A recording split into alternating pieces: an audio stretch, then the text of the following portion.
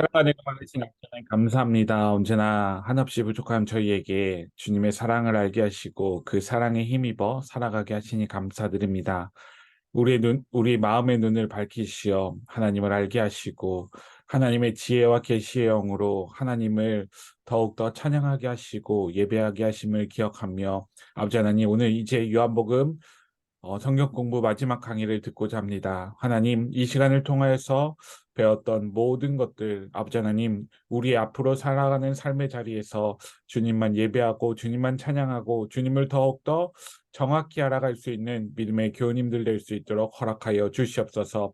하나님 한 분을 우리 마음의 구주로 믿고 고백하며 살아가는 우리들의 삶에 더욱더 찬양과 영광 받아 주시옵시고 더욱더 하나님 사랑을 고백하며 살아갈 수 있는 나눠주며 살아갈 수 있는 믿음의 사매교회 교우님들 될 수 있도록 허락하여 주시옵소서.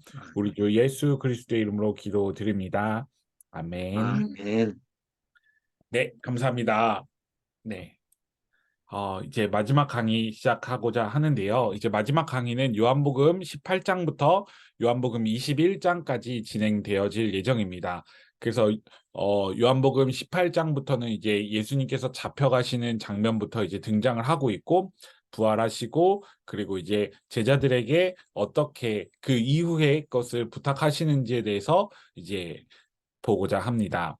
그래서 데이 27일로 들어가면 18장이에요. 그래서 죽음의 길을 마다하지 않으심이라고 되어져 있는데요. 요한복음 18장 4절에는요. 예수께서는 자기에게 닥쳐올 일을 모두 아시고 앞으로 나서서 그들에게 물으셨다. 너희는 누구를 찾느냐라고 되어져 있어요. 여기서 너희는이라고 되어져 있는 장면이 무엇이냐면요. 그 로마 병정들이었어요. 예수를 넘겨줄 유다도 알고 있었고 예수를 잡으러 왔던 그들도 알고 있었어요. 그런데 그들이 사람이 몰려 있는 것을 보시고 나서 누구를 찾느냐라고 말씀하시면서 내가 바로 그 사람이다라고 예수님께서는 이야기하고 계신 것입니다. 다시 말하면요. 내가 가야 될 길을 예수님께서는 알고 계셨음에도 불구하고 그 상황 속에서 내가 바로 그다라고 말씀하시면서 당당하게 그 십자가의 길을 선택하셔서 가신 상황을 우리는 알 수 있다는 것입니다. 그래서 18장을 보면 18장 이전에 지난주에 17장을 배웠잖아요. 우리 17장 내용이 뭐라고 했죠? 예수님께서 기도했던 내용이 있었잖아요. 예수님께서 기도한 내용 중에 보면 이미 잡혀가실 것을 알고 계셨고 그 기도하는 중에 제자들에게 깨어 있으라라고 요청을 했지만 제자들은 깨어 있지 못하는 장면이 복음서에는 또 등장하고 있잖아요. 우리가 너무나 잘 알고 있듯이.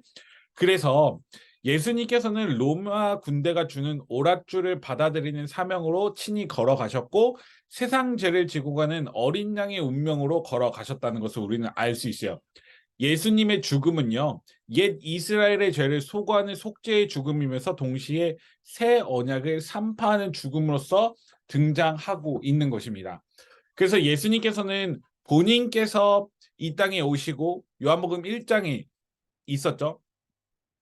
태초에 말씀이 계시니라. 맨 마지막에 이제 저희 맨 마지막 PPT에도 나올 거지만 말씀으로 계셨던 그분께서 말씀이 육신이 되심에 우리 가운데 거하심에 우리가 그의 영광을 보니 아버지의 독생자의 영광이요 은혜와 진리가 충만하더라라고 되어져 있는 요한복음 1장에 있는 그 말을 실천하시기 위해서 이 땅에 오신 거예요.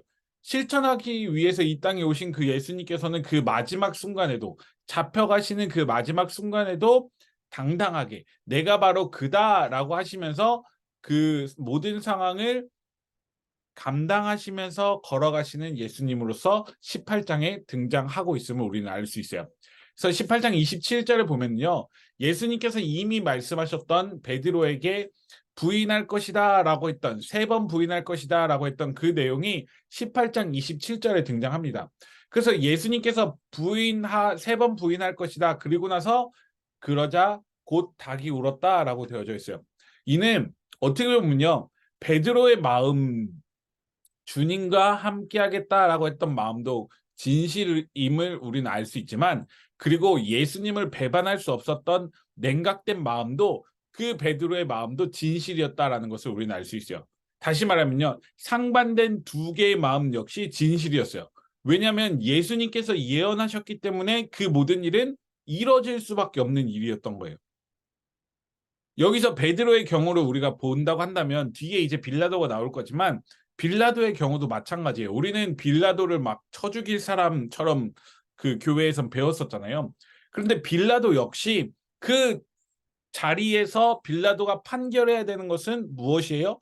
예수님을 십자가에 못 박으라고 판결하는 것이 빌라도의 역할이었다는 것이죠. 다시 말하면 하나님께서 우리의 삶에 이렇게 베드로와 같이 베드로가 진실되게 주님과 함께 하겠다고 고백했던 그 진실된 마음이 있음에도 불구하고 하나님께서 하나님의 방법대로 하나님의 섭리대로 그 베드로의 부인을 예고했던 것처럼 그 일이 성취되어지는 것은 하나님의 뜻인 거예요. 그러면 그 하나님의 뜻이면 베드로가 부인했던 그 마음도 역시 진실이 될 수밖에 없는 두 개의 진실이 등장하고 있어요. 이는 우리의 삶으로 가지고 온다고 한다면 마찬가지로 하나님의 섭리가 우리 삶 가운데 있다고 한다면 우리 삶에서 해당하는 모든 일들이 하나님께서 말씀하시는 대로 하나님께서 이끌어 가시는 대로 해 나간다는 것이죠. 그러한 마음가짐은 우리가 하나님께로 향한 진실된 마음을 잃지 않는다고 한다면 우리는 그것을 믿음으로 고백하고 믿음으로 승화해 나가면서 우리의 죄를 고백하고 다시 하나님께로 돌아올 수 있는 어떤 원동력이 되어질 수 있고 어떤 우리에게 은혜가 되어질 수 있다는 사실을 우리가 기억하면서 이 18장을 기억하시면 좋을 것 같습니다. 그래서 예수님께서는요, 죽음의 길을 마다하지 않으시고 직접 본인이 그 길을 걸어가심으로 인해서 예수님께서는 십자가의 길로 걸어가는 그 길을 따라갔어요. 이 길을 따라가는 걸 보면요, 우리는 저희 아내가 지금 이제 유초동부 강의를 이제 설교를 하고 있는데요. 그 유초동부 강의가 지금 사도행전을 하고 있거든요. 그래서 이번 주에 할 내용이 이제 로마로 가는 그 바울의 모습을 보여주고 있는데요. 마찬가지예요. 바울 역시도 예수님이 걸어갔던 그 길 따라 가고 있음을 우리는 알 수 있어요. 왜냐하면 예수님께서는 십자가의 길을 걸어갔어요. 바울 역시 로마로 가면 자신이 죽을 것을 알고 있었어요. 풀려나지 못할 것을 알고 있었지만 그 길 따라서 바울도 가고 있는 모습을 우리는 알 수 있다는 것이죠. 다시 말하면 우리 역시도 우리가 걸어갈 길 가운데서 정말 어렵고 힘듦을 알 수 있지만 그 길을 걸어가는 이유는 하나님께서 우리에게 그 길을 원하셨고 하나님의 뜻대로 우리가 가야 할 수밖에 없기 때문이다라는 것을 기억하시면서 18장을 읽으면 하나님께서 우리의 삶에 주시는 은혜가 더욱더 있을 거라 생각이 되어집니다. 그래서 18장 29절에 보면 빌라도가 그들에게 나와서 당신들은 이 사람을 무슨 일로 고발하는 거요? 라고 물었습니다. 라고 되어져 있어요. 빌라도는 자신의 관할이 아님을 직감하였어요. 유대인들 당신들 법대로 재판을 하세요 라고 하는 그 마음이 있었음에도 불구하고 빌라도는 그가 해야 될 일, 그 재판을 해야 되는 역할로서 역할극의 어떤 사람으로서 그 자리에 앉아 있는 것이죠. 다시 말하면 하나님의 뜻대로 그 자리에서 그 십자가의 길을 판결해야 되는 사람이 바로 빌라도였던 거예요. 유대인들에게 있었던 일, 유대인들 사이에서 유대인들과 함께 그 모든 일을 해결했으면 좋겠다라는 마음은 빌라도가 있었음에도 불구하고 빌라도는 어찌됐든 자신이 있었던 그 지위와 자신이 그 자리에 있던 그 관할 지역을 책임지고 있는 그 총괄의 역할로서는 유대인들의 그 폭동이 일어날 것 같은 그 두려움 속에서 어떻게 보면 선택해야 되는 것이었지만 그럼에도 불구하고 우리가 하나님 나라 관점에서 바라본다고 한다면 빌라도가 예수님을 십자가에 못 박는 것은 하나님께서 시키신 일인 거예요. 빌라도가 어쨌든 그 마음으로서 거부하고자 하였더라도 하나님께서 시키신 일은 결국 이루어질 수밖에 없다라는 것을 우리는 말씀, 성경을 통해서 알 수 있어요. 밑에 노란색 글씨 보죠? 예수님은 공간복음서에서 자신이 이방인들에게 넘겨져 죽임을 당할 것을 말씀하셨어요. 마태복음 20장, 마가복음 10장, 누가복음 18장에서 등장하고 있다는 것이죠. 다시 말하면 이는 하나님의 일로서 성취되어진 일이지 우리가 빌라도를 쳐 죽일 사람 이렇게 바라볼 필요가 없는 거예요. 그러니까 누군가를 나눌 필요가 없는 거예요. 왜냐하면 우리가 누군가를 나누고 빌라도가 잘못된 사람이야라고 나누는 이유는 예수 그리스도를 십자가에 못 박았던 그 누군가에 대한 어떤 대상이 필요하기 때문이다라고 그 성사학자들 이야기하거든요. 다시 말하면 우리가 예수 그리스도를 십자가에 못 박았던 이유는 나 때문이에요. 내가 가장 기본적인 원인인 거예요. 하나님께서 창조하신 그 모든 세계 가운데 하나님의 피조물로서 우리 인간의 모습이 있었고 그 인간의 죄를 회개하시기 위해 이 땅에 오셨는데, 그리고 지금 2000년이 지난 지금까지 우리의 죄를 용서해 주시기 위해서 예수님께서는 십자가에 못 박히셨는데, 빌라도가 십자가에 못 박은 게 아니라 나 때문에 예수님께서 십자가에 못 박혔다라는 것을 기억한다고 한다면 어떤 대상이 필요한 것이 아니라는 것이죠. 우리는 늘 회피하기 위해서 누군가의 대상을 필요하지만, 마치 어린아이들이 막 뭔가 속상하고 하면은 누구 때문에 속상해라고 하는 경우가 참 많이 있잖아요. 그런 것처럼 그 상황을 회피하기 위해서거든요. 다시 말하면 우리 역시도 내가 예수 그리스도를 십자가에 못 박게 된 원인이다라고 생각을 먼저 해야 되는데, 아니야. 빌라도가 성경에서 말했어. 빌라도 때문에 못 박히게 됐어.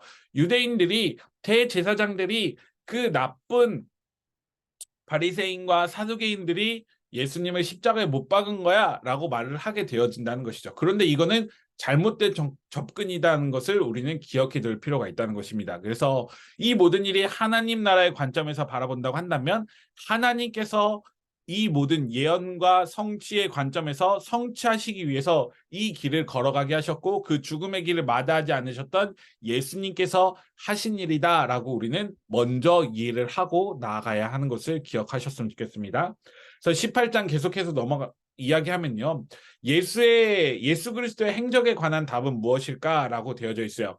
다시 말하면 이 사람이 이 사람을 무슨 일로 고발하는 거요라고 18장 29절에 되어져 있거든요. 그렇다고 한다면 예수님께서는 어떤 일을 하셨을까라는 것에 대한 대답으로 저는 사도행전 10장 38절을 가지고 왔는데요. 사도행전 10장 38절은 이런 말씀이 기록되어 있어요.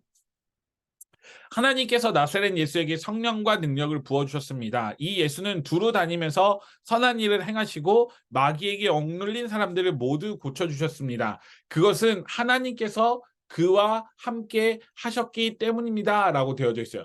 다시 말하면요, 사도행전에서는 이렇게 요약해서 고백을 하였지만, 예수님께서 하신 일이 뭐예요? 성령과 능력을 부어주신 그대로 예수님께서는 두루 다니시면서 선한 일을 행하신 것을 함축적으로 표현하고 있다는 거예요.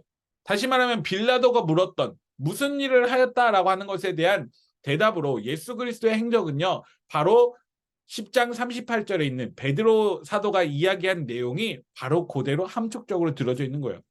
선한 일을 행하시고 마귀에게 억눌린 사람들을 모두 고쳐주시고 하나님께서 그와 함께 하신 일이 예수님께서 행하신 일이요라고 우리는 대답할 수 있어야 된다는 것입니다.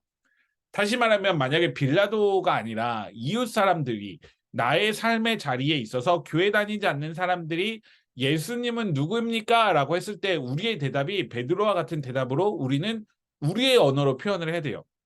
다시 말하면 이는 무슨 말이냐면요, 베드로가 3년 동안 함께했던 그 생활 가운데 이 10장 38절은 고넬료에게 하는 설교거든요. 고넬료에게 베드로는 베드로가 생각한 대로 고백을 했어요. 베드로의 언어로. 베드로는 두루 다니면서 선한 일을 행하시고 마귀에게 억눌릴 사람을 모두 고쳐주셨습니다. 하나님께서는 그와 함께 하셨기 때문입니다 라고 고백을 했어요. 그렇다고 한다면 이 고백과 같이 세상에 있는 사람들이, 교회 다니지 않는 사람들이 예수는 누구야? 하나님은 누구야? 라고 했을 때 우리가 대답할 수 있는 고백이 각자 나의 언어로 있어야 되는 거예요. 개개인의 언어로 있어야 할 필요성을 우리는 기억해야 한다는 것입니다. 그런데 우리는, 제가 설교 시간에도 이야기를 하지만, 목사님께서 이야기하는, 강대상에 서 있는 목사님께서 이야기하는, 그리고 내가 설교를 통해 들었던 하나님만을 진실된 하나님으로 생각하고 그 하나님에 맞춰서 생각을 하고 거기에 하나님의 속성을 너무 작게 설정을 하는데, 나의 삶에서 내가 느낀 하나님은 이렇게 돼야 되는 거예요. 다시 말하면 10장 38절에 있는 베드로의 고백이, 베드로가 예수님은 누굽니까? 라고 하는 것에 대한 설명이 12제자의 설명이 다 달라야 한다는 것입니다. 그러니까 우리의 삶의 자리에서 내가 만난 하나님, 내가 아는 예수님이 다 달라야 되는 거예요. 그런데 우리는 너무 일률적으로 너무 하나의 하나님만을 이야기하고자 하는 모습들이 참으로 많이 있어요. 그렇게 된다면 왜 제가 이 모습을 조금 고쳐야 되냐라고 말씀드리냐면요. 교회 다니지 않는 사람들에게 내가 아는 하나님을 이야기했을 때 목사님이 아는 강대상에서 이야기되어졌고 우리 모두가 공동체, 우리 교회 공동체의 언어로 표현을 하면 세상에 있는 사람들이 알아들을 수 있을까요? 없을까요? 전혀 알아들을 수 없어요. 마찬가지예요. 10장 38절에 있는 베드로가 고넬료에게 하는 이야기는요. 보세요. 교회 다니지 않는 사람이 들었을 때 이해가 될 일이에요? 안 될 일이에요? 되는 언어로 표현을 하고 있어요. 그쵸? 하나님은 이러한 분이시다. 예수님께서는 선한 일을 행하셨다라고 표현을 하고 있고, 마귀에게 억눌린 사람을 고쳐주셨다라고 하는 모습을 표현한 거예요. 너무 쉽게 세상 사람들이 이해할 수 있는 단어로 표현을 한 거죠. 그런데 여기에 축복이라는 단어가 있어요? 은혜란 단어가 있어요? 없어요. 다시 말하면 우리가 세상 사람들이 우리에게 질문을 해. 하나님은 어떤 사람이야? 라고 했을 때 우리 쉽게 하나님이 우리의 삶을 축복해 주셨어요. 저는 하나님께 은혜를 받았어요. 라고 많이들 고백을 하죠. 그런데 교회 다니지 않는 사람들은 축복이라는 단어 자체를 몰라요. 은혜라는 단어 자체를 모른다는 것이죠. 근데 이거를 굳이 우리가 축복과 은혜를 쓰지 않더라도 하나님께서 나에게 주신 축복이 어떤 것인지 구체적으로 우리는 고백할 수 있다는 것이죠. 저에게 만약에 묻는다고 한다면 축복 주셨어요라고 하는 말을 어떻게 표현한다면 저에게는 하나님께서 하민이와 하온이를 보내주셨어요라고 고백할 수 있어요. 그게 축복이에요라고 말을 할 수 있는 것이죠. 저희 아버지와 어머니가 돌아가시고 나서 말씀드렸죠. 제가 저희 하온이가요. 지금 하온이도 영상이 나오는데 저희 어머니 기일쯤에 하온이 소식을 들었고요. 아버지 기일쯤에 하온이가 탄생을 했어요. 이게 저희 가족에게는 너무나 큰 축복인 거예요. 왜냐면은 그 아파하는 그 시점에 하온이를 통해서 위로를 받았고 그 엄마 기일쯤에 위로를 받았고 아빠의 기일쯤에 하온이가 탄생을 했으니까. 그러니까 저희 가정은 저희 아버지와 어머니가 간 그 길에 무엇을 하냐면요. 초를 켜요. 그리고 1살, 2살을 해요. 천국 간지 첫째 해, 천국 간지 둘째 해, 천국 간지 셋째 해 해가지고 올해도 저희 가족이 모여가지고 그 저희 아버지 어머니 청도에 묻으셨거든요. 할머니가 계시기 때문에. 그래서 갈 수가 없으니까 근처 메모리얼 파크 가갖고 거기서 저희가 예배를 드리고 왔어요. 같이 그 초를 켜고 기도하고 또 그런 마음을 고백을 하고 왔는데 저희 가족에게는 그게 축복이고 은혜인 거예요. 그거를 쉽게 설명을 다른 친구들에게 교회 다니지 않는 사람들에게 한다면 그게 그 사람들도 아 하나님이 그렇게 너희를 위로해 주시는구나라고 알 수 있다는 것이죠. 마찬가지로 우리들도 이러한 고백을 많이 늘려 나갔으면 좋겠습니다. 우리의 삶에 우리 공동체만 아는 언어가 아니라 세상 사람들과 함께하는 모두가 함께하는 그 언어로 표현을 한다면 많은 사람들도 하나님에 대해서 더 정확하게 알게 될 것이고 하나님께서 당신에게 무엇을 해주었군요라고 고백할 수 있는 그 삶이 되어지지 않을까 저는 생각을 해봅니다. 그리고 나서 넘어가면 18장 36절에 이렇게 고백을 합니다. 예수께서는 빌라도에게 대답하는 장면이죠. 예수께서 대답하셨다. 내 나라는 이 세상에 속한 것이 아니요 나의 나라가 세상에 속한 것이라면 나의 부하들이 싸워서 나를 유대 사람들의 손에 넘어가지 않게 하였을 것이요. 그러나 사실로 내 나라는 이 세상에 속한 것이 아니요라고 되어져 있어요. 여기서 말하는 예수님께서 내 나라는 이라는 단어는요. 하나님 나라라는 것을 우리가 알 수 있다는 것입니다. 하나님 나라는 이 세상에 속하지 않았다라고 표현하심으로 인해서 공간복음서에서 가장 중요하게 선포되어진 하나님 나라. 하나님 나라는 존중하신 방식이고 성령의 감동을 받는 사람들 공동체를 통해 이루어진다라는 것을 알 수가 있어요. 하나님의 성품을 닮은 하나님의 백성들은 이 땅을 세워가는 하나님의 동역자가 바로 하나님 나라죠. 우리가 근데 너무 하나님 나라를 잘 알고 있음에도 학자들이 하나님 나라를 잘 이야기하지 않았어요. 그런데 학풍이 바뀌면서 2000년대 이후에 하나님 나라를 이야기하면서 하나님 나라에 대해서 많은 사람들이 이야기를 하기 시작을 했어요. 놀랍죠. 다시 말하면요, 하나님 나라라는 개념을 알고 있었음에도 불구하고요, 성경을 학자들이 하나님 나라 관점으로 본 게 아니라, 하나님 나라 관점이 아니라 그냥 성경에 있는 내용들 글자 그대로 이해를 하려고 하는 측면들이 더 많이 있었다는 것이죠. 그런데 학자들이 조금 더 공부를 하다 보니 이제 하나님 나라에 대해서 더 연구를 해보고 하나님 나라는 무엇일까에 대한 생각을 더 많이 해 나가는 과정들이 있었어요.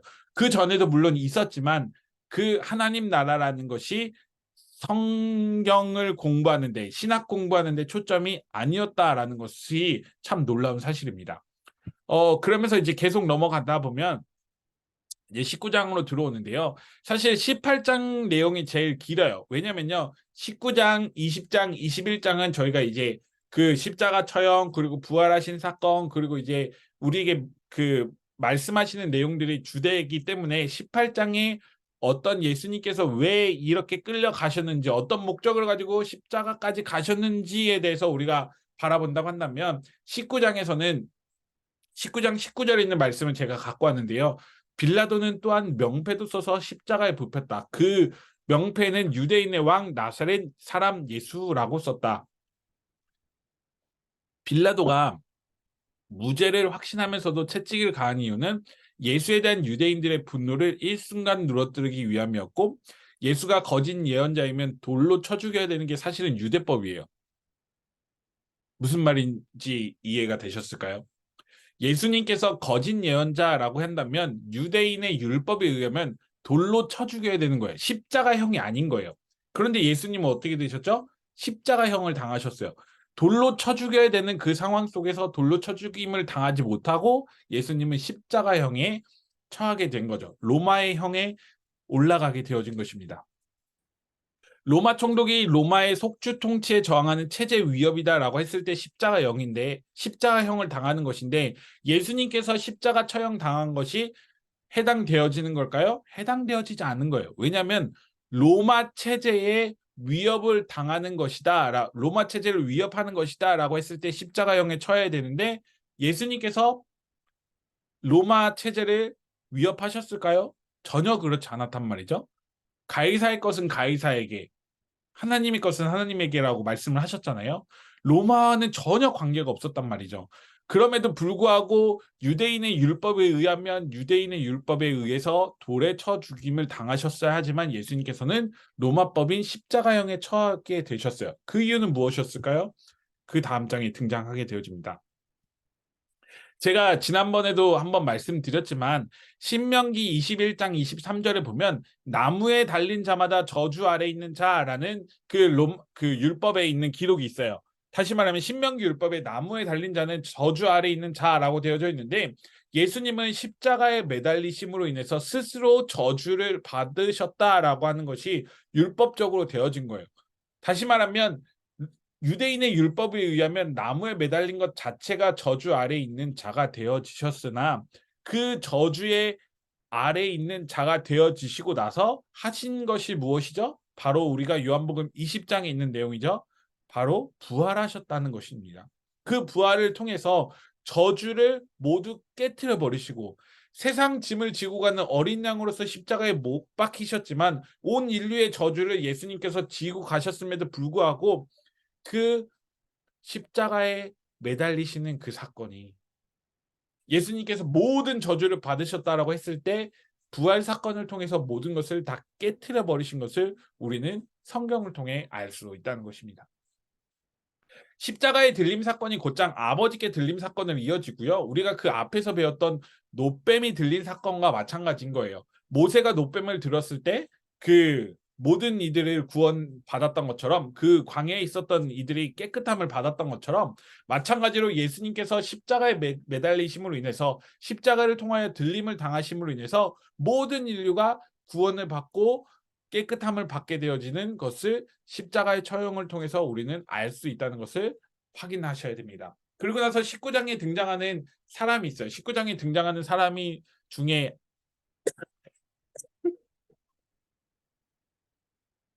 사람이 누구냐면요, 아리마대 사람 요셉입니다. 19장 38절이죠. 그 뒤에 아리마대 사람 요셉이 예수의 시신을 거두게 하여 빌라도에게 청하였다. 그는 예수의 제자인데 유대 사람이 무서워서 그것을 숨기고 있었다. 빌라도가 허락하니 그는 가서 예수의 시신을 내렸다. 또 전에 예수를 밤중에 찾아갔던 니고데모도 몰래하게 침향을 섞은 것을 100근쯤 가지고 왔다라고 되어져 있어요. 여기서 아리마대 사람 요셉이 등장하고 니고데모가 등장하잖아요. 근데 니고데모가 이제 세 번째 등장하는 것이거든요. 니고데모가 세 번째 등장하게 되어지는데 거듭남에 대해서 물어봤을 때, 그쵸? 그리고 예수를 죽일까에 대한 그 율법의 논쟁이 있었을 때 또 한 번 등장하고 마지막 니고데모가 이제 등장을 해요. 그런데 제가 19장 38절에 있는 내용을 가져온 이유가 있어요. 그 이유는 무엇일까요? 19장을 읽어보면요. 제자들이 이 예수님 근처에 있었다는 내용이 고백이 되어지지 않아요. 제자들은 예수님의 시신을 찾으러 갈 의향도 없었고 제자들은 12제자들은 예수님의 시신에 모량과 침향을 섞은 것을 줄 의향도 없었어요. 하고 싶었으나 도망갔겠죠. 그런데 이 아리마대 사람 요셉과 니고데모는요. 등장을 하여서 이름을 등장하게 함으로써 이곳에서 예수님을 향한 그들의 마음을 표현하고 있다는 것입니다. 이는 다시 말해서 우리를 더 겸손하게 하는 포인트 중에 하나가 아닐까 생각을 해요. 우리의 어떤 신앙이나 경륜에 중요한 게 아니라 예수님과 함께했던 사실은 그 이후에도 어, 제자들은 12사도 중심으로 돌아가거든요. 12사도, 사도라는 이름은 예수님과 함께하지 않았다라고 했을 때는 결코 붙일 수가 없었어요. 그런데 바울은 본인 스스로 예수님을 만나서 회심을 했기 때문에 환상을 통해서 예수님을 만났기 때문에 그래서 바울은 본인을 이방인의 사도라고 칭하면서 그 사도에 대해서 사도의 직에 대해서 계속 설명을 하잖아요. 그런데 그 이후에 제자들이 예수 그리스도께서 승천하신 이후에 전파하면서 예수 그리스도를 전파하면서 사도라는 칭함 그 이름의 칭함은 12제자들만 갖고 있었다는 것이죠. 그 이후에도 똑같았어요. 제자들은 아직도 우리가 예수님과 함께 했으니까 우리가 가장 많은 배움을 받았어라고 하는 입장이었어요. 그런데 이 19장 38절에 있는 내용, 39절에 있는 내용을 보면 예수님께서 처형당하셨을 때 가장 옆에 있었던 사람은 누구였어요? 알지 못했던 마음으로 여기 보세요. 그는 예수의 제자인데 유대 사람이 묻어서 그것을 숨기고 있었던 정말 고백하지 못했던 그 제자가 예수님의 시신을 찾으러 가는 그 용기를 갖고 있었다는 것이잖아요. 이러한 사람들이 세상에 많을 것이고 교회 밖에도 참으로 많이 있을 거예요. 우리가 지금 배우고 있는 유한과 함께 예수 찾기에 되어져 있는 이야기 7에 있는 내용도 마찬가지고 많은 성서 신학자들이 요한복음을 통해서 말하고자 하는 바가 그거예요. 교회는요. 제가 뒤에도 준비해 놨지만 교회는요. 가만히 있는 곳이 교회가 아닌 거예요. 움직이는 교회가 바로 교회인 것입니다. 그렇기 때문에 우리의 어떤 것을 표현하기보다 우리보다 더 정말 숨기고 있는 신앙인들이 더 많이 있다는 것을 기억하면서 우리가 신앙생활을 하면서 더 낮아지고 겸손해지면 정말 하나님 앞에서 정말 하나님의 사랑을 더 많이 드러낼 수 있는 우리가 되어지지 않을까라고 생각을 합니다. 20장으로 넘어가면 이제 예수님께서 부활을 하셨어요. 이제 벌써 부활을 하셨습니다. 20장 1절 주간의 첫날 이른 새벽에 막달라 사람 마리아가 무덤에 가서 보니 무덤 어기를 막은 돌이 이미 옮겨져 있었다라고 되어져 있어요. 그리고 2절에 보면 시몬 베드로와 예수께서 사랑하시던 그 다른 제자에게 달려가서 말하였다라고 표현하고 있어요. 막달라 마리아가 무덤이 옮겨져 있는 모습을 보고 베드로와 여기서 예수께서 사랑하시던 그 다른 제자라고 되어져 있는데 여기서 예수께서 사랑하시던 그 다른 제자는 누구였냐면 바로 요한이에요. 자기 스스로를 예수께서 사랑하시던 제자라고 표현을 하고 있어요. 왜냐하면 요한복음이니까 그럴 수 있죠. 당연히. 그런데 보면 무덤 앞에 제자들이 있었던 게 아니라 마리아가 발견하고 뛰쳐가서 제자들에게 표현한 것을 우리는 그 20장 1절과 2절에서 알 수 있어요. 다시 말하면 막달라 마리아는 매번 갔던 거예요. 매일매일 갔던 거예요. 예수님께서 잘 계신가? 그 무덤에 계신가? 라고 하는 그 모습. 아까 이 19장 38절 아리마대 사람 요셉과 니고데모가 갖다 드린 것처럼 마리아도 계속 그렇게 했다는 것입니다. 막달라 마리아의 부활하신 이야기를 듣지 않았다라고 되어져 있어요. 철저하게 막달라 마리아를 지웠다라고 되어져 있는데 이건 무엇이냐면요. 교황 그레고리 1세는 막달라 마리아를 창녀라고 표현을 했어요. 막달라 마리아보다 성녀 마리아를 강조를 했어요. 왜냐하면 로마 카톨릭에서는 성녀 마리아가 더 중요했기 때문이에요. 그리고 실제적으로 기독교 전승이랑 그 과거에 전통적으로 내려오는 그 전통 세계관에 의하면 막달라 마리아랑 성녀 마리아에 대한 이야기 논쟁이 참으로 많이 있어요. 성녀 마리아를 신격으로 높여놨단 말이에요. 성녀라고 함으로 인해서 카톨릭에서는요. 근데 막달라 마리아를 왜 낮출 수밖에 없었냐면요. 막달라 마리아를 낮추지 않으면 예수님 곁에 있는 막달라 마리아를 설명할 수 없는 거예요. 이단들이, 그리고 교회 다니지 않는 사람들이 예수 그리스도를 깎아내리기 위해서 예수님과 막달라 마리아가 결혼했다라고 하는 이야기도 실제적으로 그 전승 중에 있어요. 그러다 보니까 교황 입장에서는 어떻게 되겠어요? 막달라 마리아를 끌어내리지 않으면 예수님 가장 곁에 있었던 사람이 누구예요? 막달라 마리아가 될 수밖에 없는 거예요. 제자들이 뛰어나야 돼요. 우리가 알고 있는 카톨릭의 1대 교황이 누구예요? 베드로예요. 그러니까 다시 말하면 아까 사도의 전승들이 계속 가야 된다고 했잖아요. 사도 다음에 속사도가 나오고 이제 그다음에 교부들이 나오고 있는데 그 전승들이 이어지기 위해선 제자들이 더 뛰어나야 되는데 막달라 마리아의 이름이 계속 나와서는 안 되니까 이러한 일들이 등장하고 있는 것입니다. 그럼에도 모든 복음서는 부활 후 첫 번째 목격을 막달라 마리아로 기록을 하고 있고요. 예수님의 가장 최측근 여성 사도로서 초대교회에서 막달라의 위치를 추정 가능하다라고 표현하고 있어요. 다시 말하면 이 역시도 우리가 겸손해야 될 포인트 중에 하나예요. 그러니까 사도들이 더 우선이 아닌 거예요. 사도들이 12제자가 더 우선이 아닌 거예요.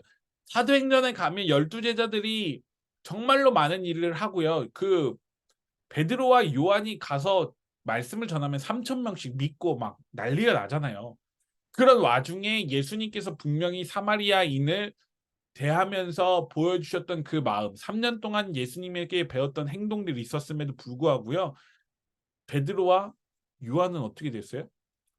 사도행전 15장에 갈 때까지, 그리고 환상을 보기 전까지 이방인에 대해서 복음을 전하는 것에 대해 거리낌을 갖고 있었다는 것이죠. 예수님께서는 이미 사마리아 땅끝까지 이르러 내 증인이 되리라고 했는데 유대인 그 12제자는 유대인이기 때문에 12제자의 머릿속에는 사마리아 땅끝까지 있는 유대인에게라고 머릿속에 박혀 있었다는 것입니다. 그런데 그들의 생각이 다 깨트려져 버리고 사도행전 15장에서 회의를 통해서 이방인에게도 이제는 할례받지 않은 이방인에게도 말씀을 전할 수 있다라고 하는 것이 그들에게 그 회의를 통해서 결정이 되어진 것이죠. 다시 말하면 사도행전 2장에서 성령을 받았음에도 불구하고 성령 받은 것이 중요했던 것이 아니라 하나님께서는 성령 받음으로 인해서 그들이 성장해 나가는 과정을 사도행전을 통해서 보여주고 있다는 것을 우리는 배워볼 수가 있다는 것입니다. 그러면서 초대교회에서 이루어졌던 모든 일들 가운데 여성이 했었던 역할들에 대해서 우리는 너무나 잘 알아야 되고 여성의 역할 역시도 마찬가지였다라는 것을 우리는 인정할 필요가 있다는 것입니다.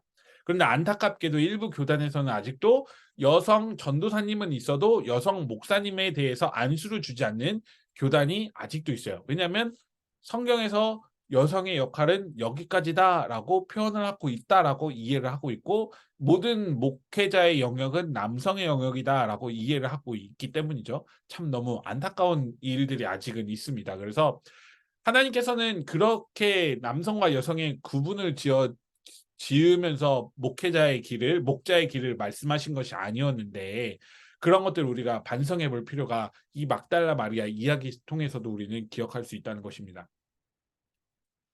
그리고 넘어가면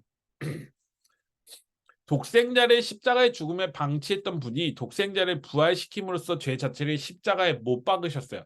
이는 무엇이냐면요. 하나님께서 독생자였던 예수 그리스도를 십자가에 방치하셨음에도 불구하고 그 3일 만에 다시 살리셨잖아요. 살리시고 부활시키심으로 인해서 이 세상의 모든 저주와 모든 죄, 세상죄를 지고 가는 어린 양이로서의 역할을 십자가에 못 박으시면서 모든 인류의 죄를 용서하실 수 있는 기틀을 마련하신 것입니다. 그를 통해서 하나님께서는 이 부활 사건을 우리에게 말씀하고 계신 것이고요.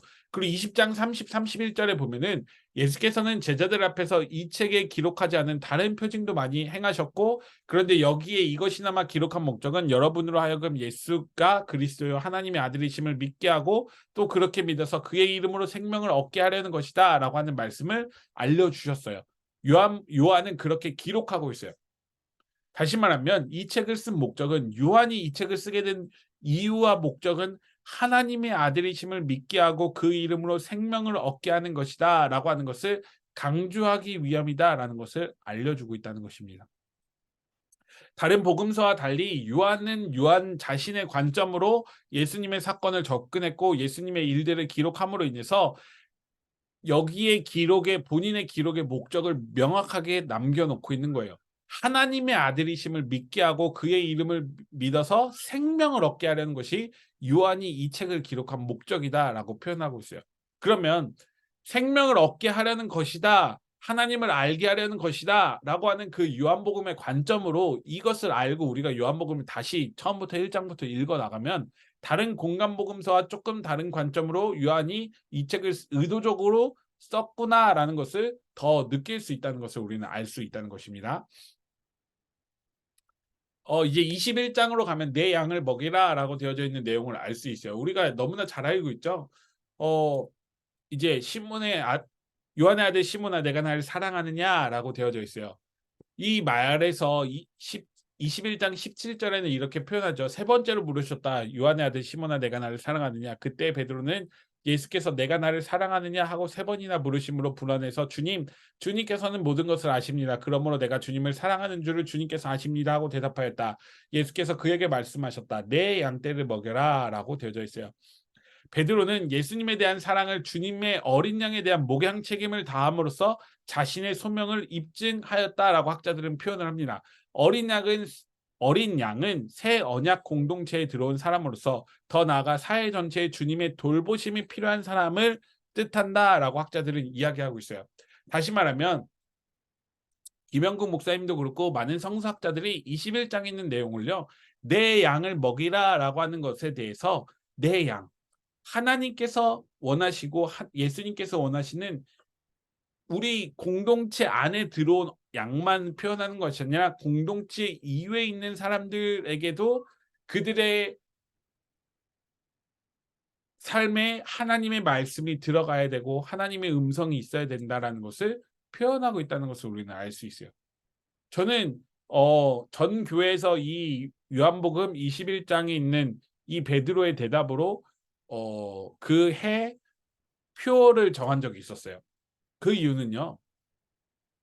베드로가 주님께서는 모든 것을 아십니다. 그러므로 내가 주님을 사랑하는 줄을 주님께서 아십니다라고 되어져 있잖아요.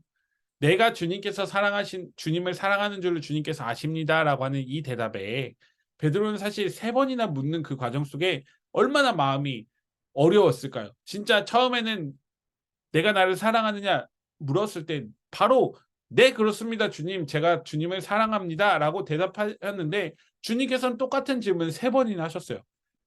우리가 뭔가 내가 잘못했을 때 그 잘못을 알고 있음에도 그 잘못을 명확하게 묻지 않고 돌려서 이야기했을 때 더 떨리잖아요. 근데 베드로의 상황이 바로 그거예요. 베드로는 어땠어요? 세 번이나 주님을 부인했던 상황이었잖아요. 그리고 부활하신 주님을 만난 상황이었던 거예요. 그런 그에게 베드로는 대답을 하는 과정 속에서 얼마나 그 마음이 어렵고 힘들었을까요? 제가 주님과 함께 주님 바로 옆에 있겠습니다라고 하는 그 순간 아니다. 너는 나를 세 번이나 부인할 것이다 라고 예수님께서 말씀하셨잖아요. 그리고 그 일이 실제로 일어났고 십자가 그 길 가운데 베드로는 함께하지 못했고 멀리서나마 지켜봤고 부활하신 그 소식도 마리아를 통해서 듣게 되어졌고 그러다 보니 베드로의 마음은 얼마나 힘들었을까요? 그런 그에게 예수님께서 내가 나를 사랑하느냐라고 물었을 때 정말 어떻게 보면 그 마음이 무너졌을 거예요. 무너졌음에도 불구하고 베드로는 그래도 수제자이기에 주님께서 잘 아십니다라고 대답을 하고 있는 거예요.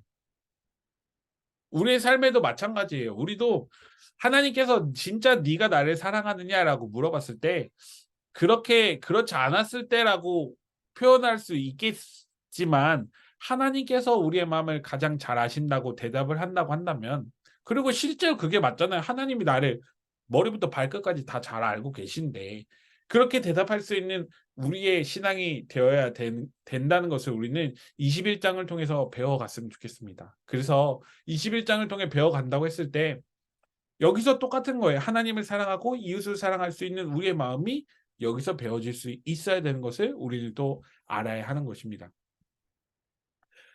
그래서 양은 교회에 있는 사람뿐만이 아니라 온 세상의 사람이 되어지고요. 주님의 양을 우리의 생각 범위 밖에 안에서만 한정하고 있는 우리의 모습을 버리고 주님은 한 곳에 계시지 않았고 움직이셨고 그리고 전하셨음을 우리는 기억했으면 좋겠습니다.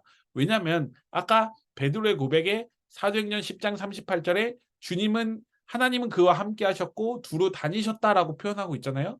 선한 일을 행하시고 다녔고 마귀에게 억눌린 사람들을 구원해 주시고 다니셨다, 고치셨다라고 되어져 있잖아요. 한 곳에만 머물러 계셨던 것이 아니에요. 뭐 물론 현대 사회가 있어서 우리는 한 곳에서만 모여서 예배를 드릴 수 있어야 된다라고 표현을 하고 있지만 그럼에도 불구하고 우리는 한 곳에서 예배를 드리는 것에 있어서는 할 수밖에 없으니까 그렇게 하고 우리의 삶의 자리로 돌아왔을 때 우리의 삶을 통하여서 예수 그리스도의 양을 먹일 수 있는 삶을 마련해야 되는 것이고 전파할 줄 아는 그런 사람이 바로 우리가 되어진다고 한다면 그것이 바로 우리가 양을 먹이는 사람이 되어지지 않을까요? 제가 한 달 전인가 2달 전에 말씀드렸던 그 리어카 사건 있잖아요. 리어카 사건 그 밀고 가는 분 우산 씌워주고 기다리라고 해서 ATM에서 돈을 뽑아주셨던 사람 그러고 나서 그게 누군지 몰라서 이제 방송에 이제 이야기를 해서 찾게 되어지니 그분이 했던 말은 기독교인으로서 당연한 일을 했던 것뿐입니다라고 했던 것처럼 가장 작은 일을 해나가는 그 모습이 세상에 그분은 정말 예수 그리스도가 움직이시는 것처럼 그분은 걸어 다니시면서 세상에서 그런 역할을 했던 것이 아닐까라는 것을 우리는 기억을 하면서 우리도 이러한 사람이 되어야지라고 고백을 하셨으면 좋겠습니다. 그리고 21장 25절에는 이렇게 고백을 하고 있죠. 마지막 내용이죠. 예수께서 하신 일은 이 밖에도 많이 있어서 그것을 낱낱이 기록한다면 이 세상이라도 그 기록한 책들을 다 담아두기에 부족할 것이라고 생각한다라고 되어져 있죠. 너무 이 말이 멋지지 않아요?